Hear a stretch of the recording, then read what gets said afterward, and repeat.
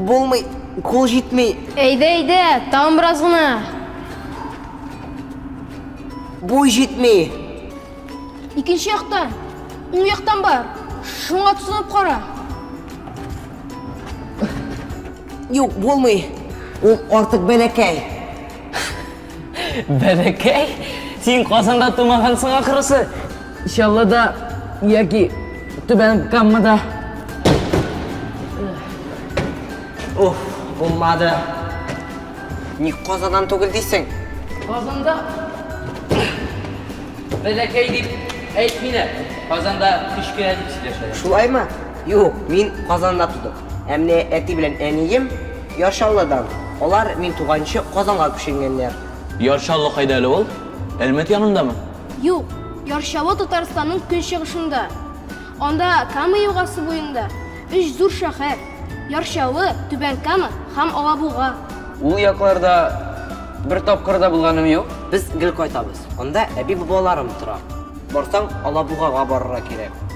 Онда бұрынғы кирмен қалдықлары бар.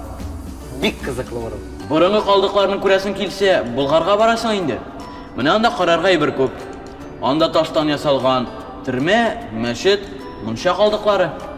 Әйе білем, біз анда бардық, шыннан да қызық болды. Әміне Татарстанда биік таулар жоқ. Шулай ма? Альпинист болсам, қойда мәнерге? Біреу де yok ма? Азаттан сұрағыз, ол бит бізде, Википедия орынына. Шыннан да Татарстанда зур таулар жоқ. Ең биік тауларының бірсі Шатыртау, 320 метр ғына. Демек, шаңғыдаған ашу орсың енді. Таулар yok. Алай түгіл, Урал, Еке Кавказда кебек зур таулар болмаса да, биік тош таулар бар. Сен, Артур, 10 метрді әмін алмайсың бит әлі. Әміне Идел бойында көп ташы биікліклер бар. Онда хатта мәғарелер де топқандар. Оларға кіртелер. Достар, тәқдим. Ял күні сәяхәткә шығабыз. Юлыбыз... Мәғәрә қойда орнашқан? Кама тамағы районында. Юлыбыз Кама тамағы районына. Ризамы? Риза? Ие, риза. Риза. Хәзір үз тамағыбызны ялғап алырға тәқдим етем. Әйдәгіз.